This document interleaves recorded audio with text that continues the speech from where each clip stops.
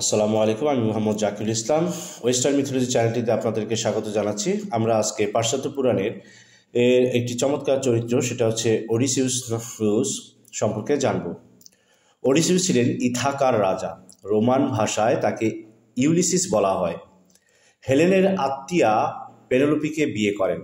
ভেনাসের চক্রান্তে প্যারিস হেলেনকে অপহরণ করলে সকল গ্রিক বীর ট্রয় নগরী আক্রমণের জন্য সমবেত হলে ওডিসিউস পুত্র টেলিমেকাসের জন্যে যুদ্ধ এড়াতে চান এবং পাগলের অভিনয় শুরু করেন। কিন্তু প্যালামেডিসের কাছে তার চাতুর্য প্রকাশ হলে তিনিও যুদ্ধে অংশগ্রহণ করেন।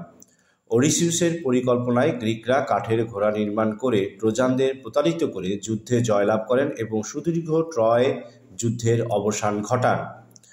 ট্রয় যুদ্ধের অবসানের পর নিজ দেশের উদ্দেশ্যে যাত্রাপথে ক্যালিপ্পো নামক পরীর দেশে ওডিসিউস দেবতা পোসাইডনের কোপে আবদ্ধ ছিলেন। দেবতা হারমিস তাকে সেখান থেকে উদ্ধার করেন, কিন্তু পোসাইডনের চক্রান্তে তার জাহাজটি ডুবি ঘটে। ফলে অসহায় ও অর্ধমৃত ওডিসিউস আলসিনাসের রাজ্যে উপস্থিত হন।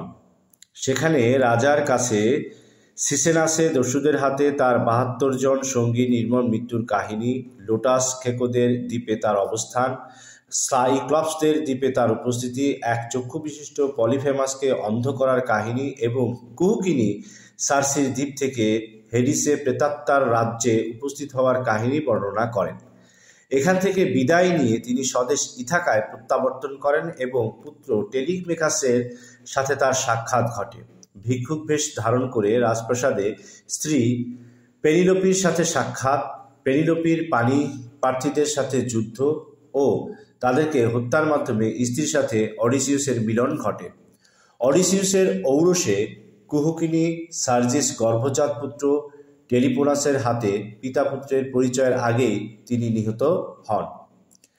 এরকম আরও তথ্য পাওয়ার জন্য চ্যানেলটিকে অবশ্যই সাবস্ক্রাইব করে রাখবেন, লাইক, শেয়ার এবং কমেন্ট করবেন এবং বেল আইকনটি চাপ দিতে ভুলবেন না। ধন্যবাদ।